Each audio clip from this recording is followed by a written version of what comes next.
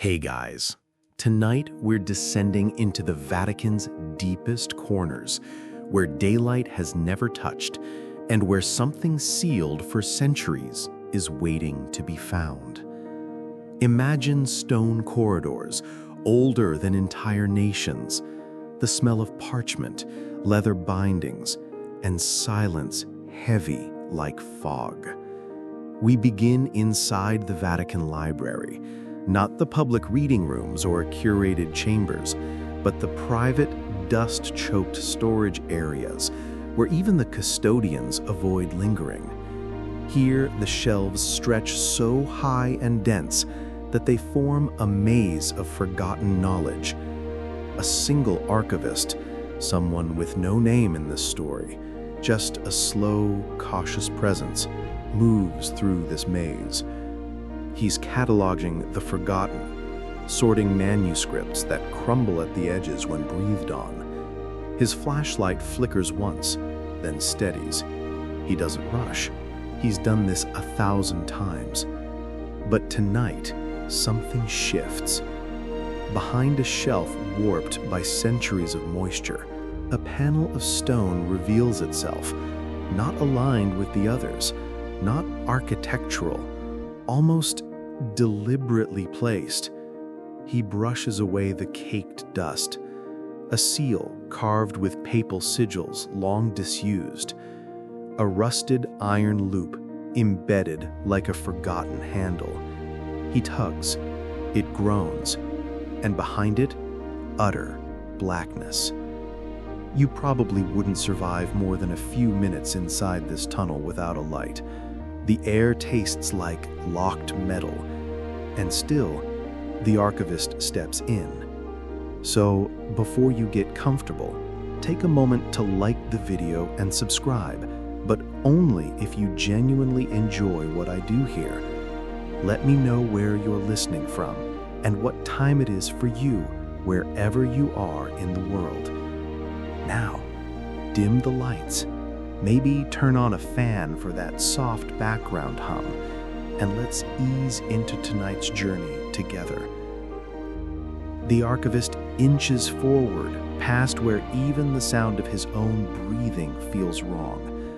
Behind him, the door doesn't close, but it does seem less open. He shines his light forward and sees ancient stone descending, steps worn to curves by 1,000 forgotten footsteps, and without a word, he begins to descend. The steps spiral gently but unevenly, some shallow, some sharp, forcing the archivist to move slowly. His footsteps echo softly against stone carved by tools long since turned to dust. The light from his flashlight stretches ahead in a narrowing beam, swallowed by the deeper dark beyond. He pauses to steady himself. The walls here are no longer blank stone. Symbols begin to appear, etched directly into the stone with precision that belies their age. Geometric patterns, circular glyphs interlocking in sequences too intricate to decode at a glance.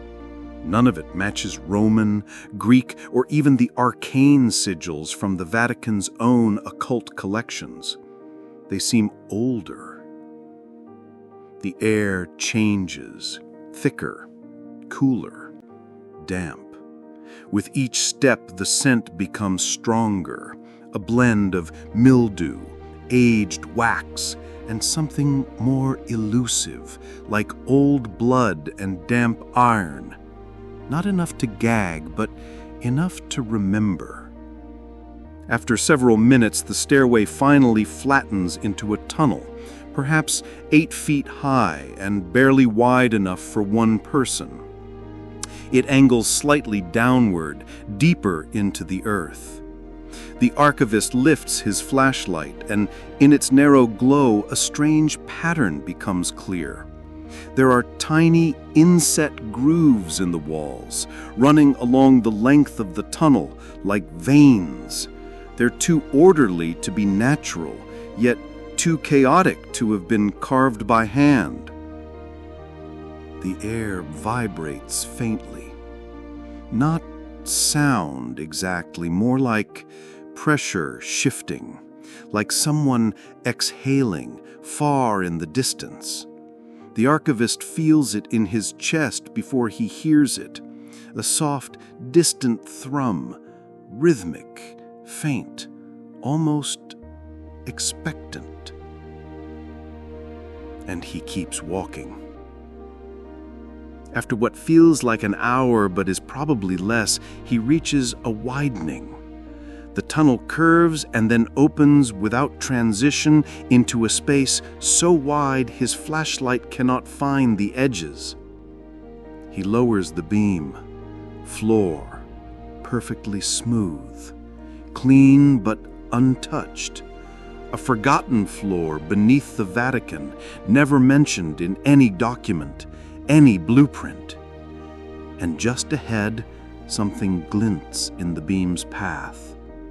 A single gold coin resting on the floor. Not Roman, not minted, no face, just a spiral pressed into its center and a ring of writing around the edge, identical to the wall glyphs above. He bends to pick it up and realizes there are no cobwebs, no dust. Someone or something had been here recently. He doesn't pocket the coin. Instead, he sets it down carefully, as though it might burn. His breath hangs visibly now, each exhale a faint puff in the cold, unmoving air. There is no sound, but the occasional shift of fabric as he moves. Even his heartbeat feels like it doesn't belong here. As he steps forward into the vastness, the darkness seems to close in, not aggressively, but attentively, like it's watching him, listening. The beam of the flashlight dances across the floor, which stretches out like polished stone. No cracks, no debris, no sign of collapse or time's erosion, only the same unfamiliar glyphs, this time etched faintly across the surface in intersecting arcs. He follows their paths, unknowing but drawn forward. Then he stops. A feeling wells up in his chest, subtle at first, a pressure, like standing beneath water. The silence is no longer absence, it is presence, thick, intentional, as if the entire chamber is holding its breath. And in that stillness, he hears it, not with his ears, but deeper, behind them, a whisper. It doesn't say words, not yet, but it carries weight, like breath moving over the back of his neck. He spins, nothing there. Only the edge of the tunnel he came from, swallowed by shadow now. The coin, no longer visible. The light behind him, dimmer somehow. Or maybe the dark just grew bolder. He keeps walking. Every few steps, he pauses. Sure, he heard a soft scrape of movement, not from the floor, from the walls, or beneath them. A presence trailing him, never catching up, never falling behind. Not threatening, not friendly, just watching. He shines his light across the far wall, and finally, something responds. Faint reflections, shapes etched into the far wall, statues. No, reliefs, figures carved into the surface, lifelike but not human. Their faces are too long, eyes too high, hands too many. Their mouths are open, not in speech or song, but in something that looks like listening. And somehow, looking at them makes him feel heard. He takes another step, and the whispering grows louder. Still not words, not yet, but close. The walls pulse faintly, like veins, and the archivist, though chilled to the bone, doesn't retreat. He whispers something back, without meaning to. The chamber doesn't welcome him, it absorbs him. The archivist steps into a round, vaulted space unlike anything above it. The ceiling arcs impossibly high, supported not by columns, but by thick rib-like beams, curved and uneven, as if grown rather than built. The walls glisten faintly in the light, not with moisture, but with a sheen like melted wax or cooled resin. This place is not simply old, it is alien. At the center stands what resembles an altar. It's formed from dark stone that catches the light in strange ways, as if absorbing some colors while reflecting others. Carvings cover every inch of it, yet the lines don't follow human patterns. They spiral and reverse, loop and vanish. The symbols here aren't decorative. They feel like something written in a language that predates the idea of language. Behind the altar, a curved wall curves inward like a half dome, and on it, an enormous mural. Or what's left of one. Time has chewed at its edges, but enough remains to see a depiction, a gathering of robed figures encircling something bright and terrible. It's not an object, it's a whole. Not painted black, but truly absent, a round gouge where no pigment clings. Around it, the figures bow, their faces distorted in reverence or fear. Their mouths are sewn shut, and at the base of the altar lies a collection of artifacts, none of which should be here. A bowl filled with what looks like iron filings, a mask carved from a single slab of bone, shaped to fit no human face, and a scroll, rolled tightly, bound with cord.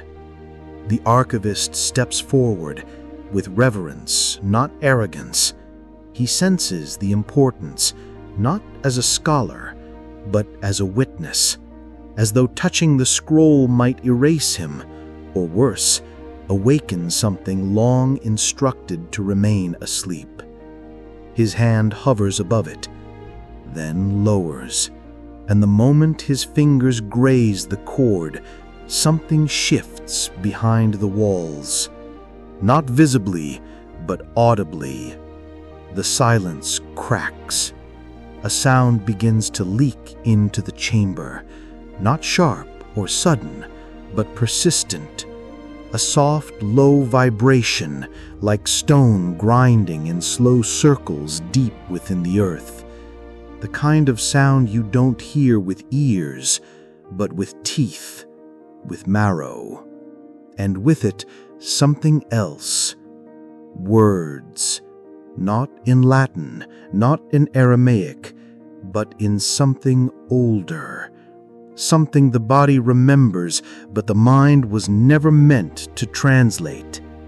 The scroll, still unopened, hums faintly beneath his palm. It is aware of him.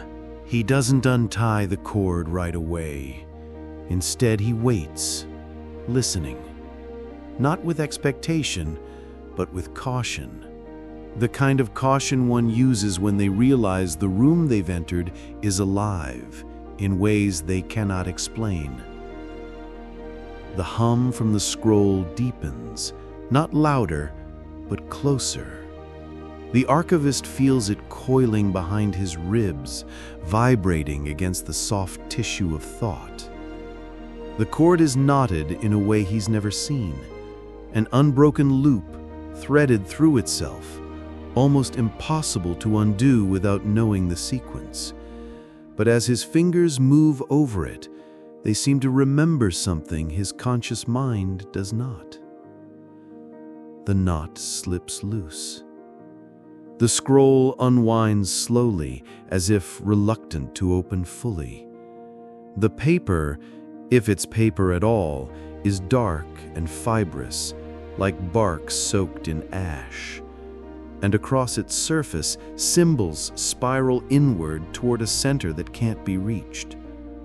No matter how much the archivist unrolls it, there's always more, like it folds space rather than occupies it. He stares, and though he cannot read the symbols, he understands them, or rather, they understand him. Each mark seems to respond to his presence, flickering faintly, as if whispering back thoughts he hadn't formed yet.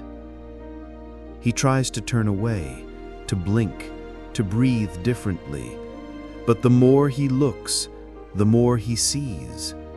The script is not just language, it's memory, not his. He sees an ancient sky, one without a moon. He sees men kneeling beside creatures taller than doors, faces hidden in featherless masks, hands bent the wrong way. He sees Rome, not in its rise or fall, but as a speck, irrelevant to something older beneath it. The scroll was never meant for human eyes, and yet it found its reader. He clutches it instinctively, as though it might vanish, but now the room responds. The mural behind the altar begins to bleed light, not glow, bleed. Thin rivulets of dull silver drip from the gouged stipple, trailing down toward the floor. The altar pulses. The whispering returns, this time clearer, layered with hundreds of voices, not shouting, not chanting, but murmuring, as if repeating something remembered rather than spoken. The archivist stumbles back, scroll still in hand. He feels time stretch around him, seconds pulsing longer than they should. The chamber bends at the edges, subtly, like heat warping glass. And somewhere, deep within the walls, a second scroll stirs, still sealed, still waiting. He doesn't remember choosing to walk, but suddenly he's moving, slowly, steadily toward the far wall, where the light from his flashlight flickers and bends as though passing through water. The scroll in his hand feels lighter now, almost eager. Behind him, the altar hums in response, as though aware of his trajectory. And then, the whispering shifts. The words reverse, not as if playing backward, but as if the thoughts themselves are untangling. What once coiled forward in logic now peels backward into something primal, older than language, older than memory. The archivist pauses mid-step. The whispers echo again, louder now, not with menace, but with purpose. They surround him, brushing his ears like breath. He turns his light toward the wall. There's no door, no arch, only smooth, dark marble. But something waits just beneath its surface. He steps closer, and the wall responds. It pulses, not visually, but vibrationally, like the skin of a massive drum. He presses his palm to it. The sensation is unmistakable. A heartbeat, not his own, slow, steady, ancient, as if something enormous sleeps on the other side of this stone, curled and patient.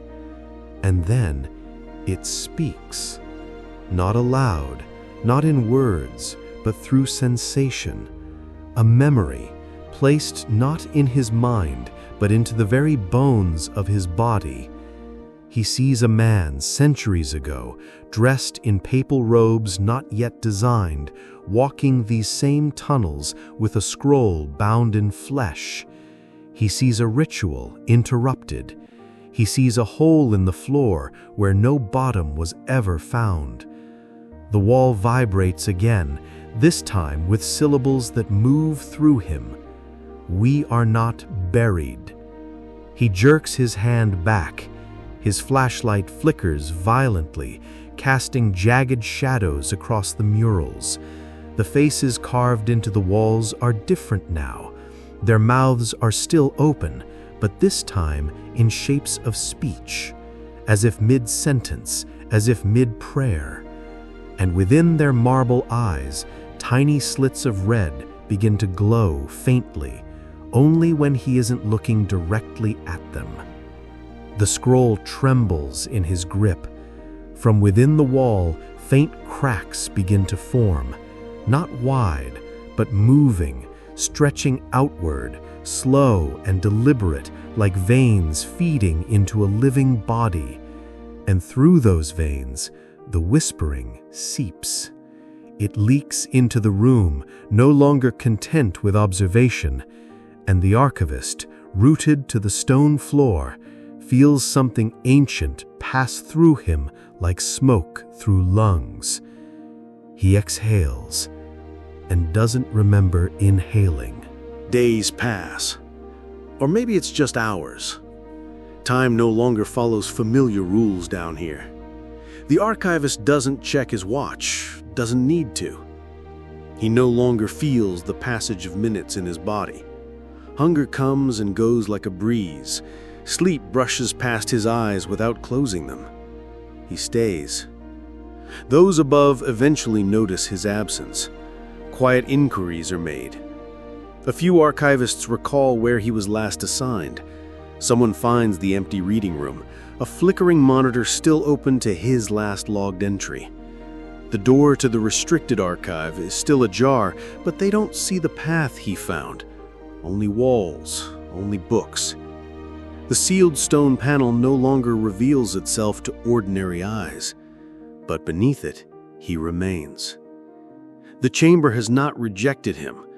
He moves through it slowly now, no longer an intruder, but not quite a guest. The scroll sleeps once more, returns to its resting place near the altar, though its presence never really leaves his hands. Its words echo softly inside him now, like a language learned in dreams. He begins to write, not with pen and paper, but with fingertip and stone, tracing spirals along the floor, embedding new glyphs into the polished dark. They're not his glyphs, but they pass through him. And the voices, they speak more clearly now. They speak of doors beneath other cities, of chambers that do not decay, of knowledge that was hidden, not to protect people, but to protect what lay beneath from being seen. The archivist starts to smile, though there is no joy in it, only understanding. His mind is vast now, hollowed and stretched to accommodate shapes of thought too wide for language. When he closes his eyes, he sees the Vatican, not as it stands now, but as it sits, atop something immense, something sleeping, or watching, or both. Others come close once, briefly. Footsteps echo above. Someone unlocks a gate, swings open a heavy door, but they don't descend. Something turns them back, because time is different now. The archivist lives within a moment stretched thin, held open like a whisper between breaths. He doesn't remember his name, but the stone does. It speaks it now and then, as if gently reminding him who he used to be. He listens and waits, because something is waking. Not quickly, not violently, but inevitably. The first bell rang at 3:17 a.m. No one knew why. There were no bells installed beneath the Vatican library, certainly not beneath the earth, and definitely not within sealed chambers that officially don't exist. Yet the sound echoed, not just through stone, but through bone. Staff staying overnight paused mid-task. The vibrations ran under the soles of their feet. Candles flickered, though there was no wind. No one said anything, not then. The second bell came an hour later, deeper this time, slower, more resolved, like the final note of a symphony that had started centuries ago. Above ground, archivists checked security logs, found no record of disturbance, no shift in air pressure, no seismic activity. One technician thought it was just pipes, until she remembered there are no pipes beneath that section. Nothing built after the 1700s ever reached that deep. The third bell rang at dawn, and this time the air itself seemed to ripple. Windows fogged briefly. Pigeons along the rooftops scattered in a synchronized burst. Somewhere inside the building, a centuries-old fresco cracked for the first time. Still, no one descended. No one even approached the stairwells. But beneath it all, inside the chamber, the archivist stood still, hands folded behind his back, eyes open but unblinking. He did not flinch at the bells. He knew their meaning. They weren't calls, they were acknowledgments. A signal that something beneath had shifted in the order of things. The scroll had stopped humming, but the wall had begun breathing. The glyphs beneath his feet glowed faintly now, only when unobserved, like creatures that retreat into shadows at the presence of light. Behind the altar, the mural changed, not dramatically, no new colors, no movement, but details realigned. The central void was no longer empty. A shape now floated in its core, indistinct, fluid, but present. And the robed figures bowed deeper, their sewn mouths stretching wider, as if straining toward something divine or doomed. And in the silence after the third bell, the whispering stopped. For the first time since he arrived, the chamber held no sound at all. Not silence, absence. Something had finished listening, and now it was beginning to respond. They didn't make an announcement. There was no memo, no meeting, no press release. Just a quiet order, passed hand to hand, spoken only in Latin, the kind reserved for rites and for secrets. And within hours, the entrance to the lower archive was sealed.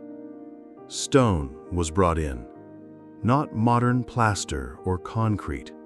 Stone, cut to match the age of its surroundings, fitted without mortar, as though the wall had always been there. A sculptor was commissioned to replicate nearby panels so precisely that even future generations of archivists would not know where the path once lay. The Vatican had seen enough.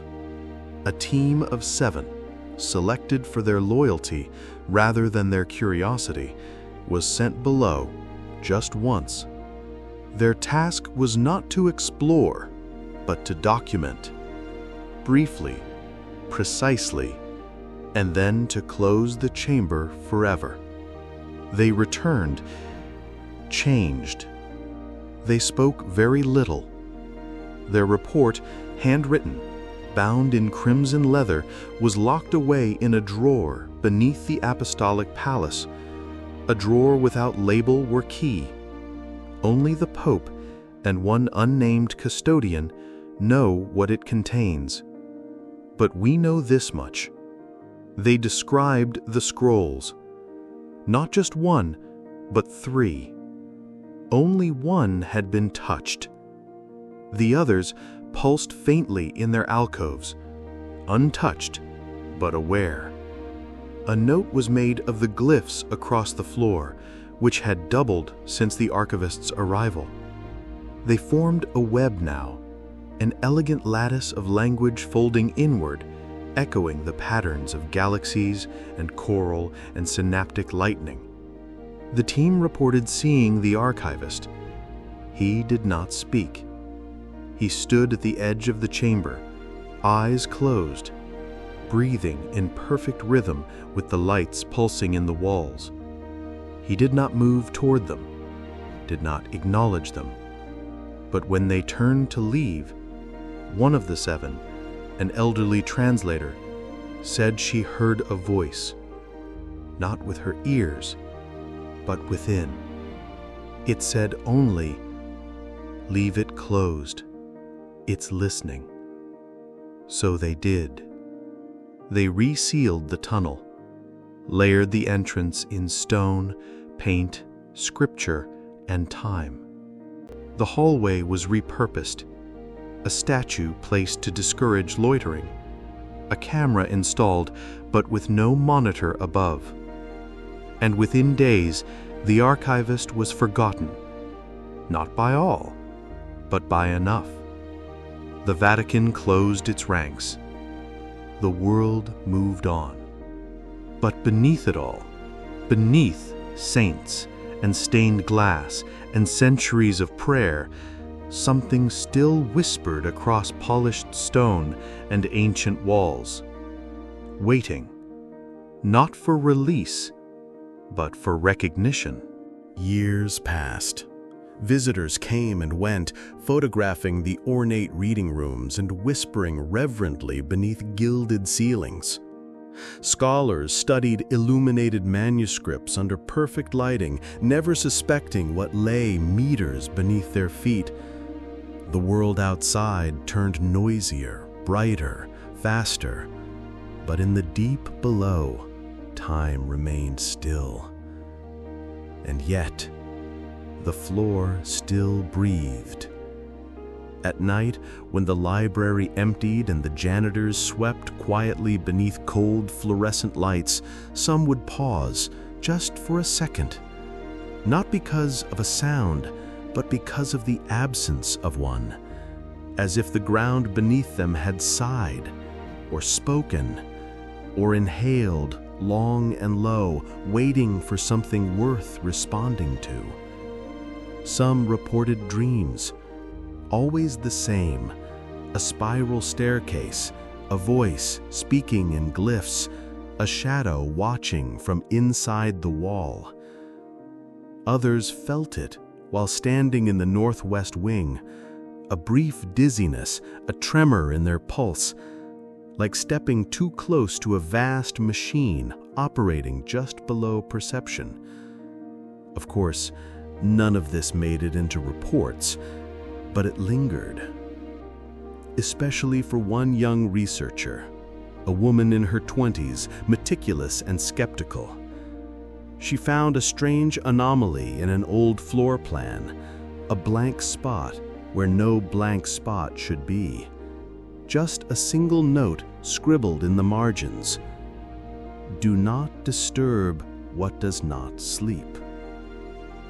She dismissed it at first, filed it away. But the hallway it pointed to, the one near the old stone statue, always made her uneasy.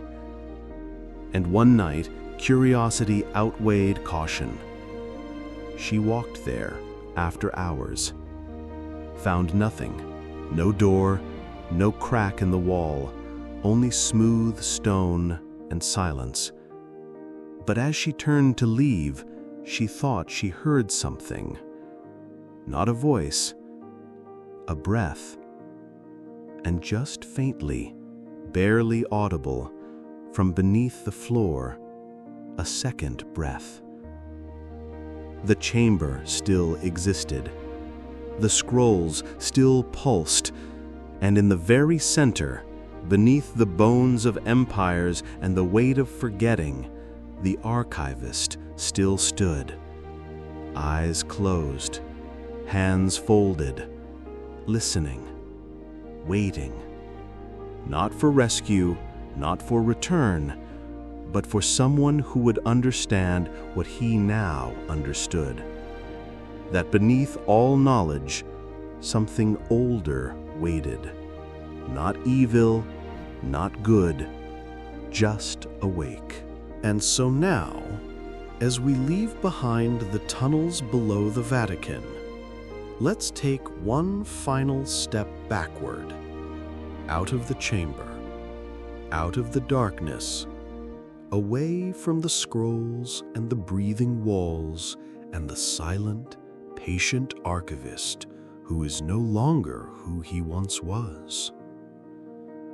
We return slowly to the surface, where candlelight glows in alcoves and the floor feels still beneath our feet, where the hush of ancient libraries feels comforting again instead of watchful, where silence is just silence and not a presence listening back.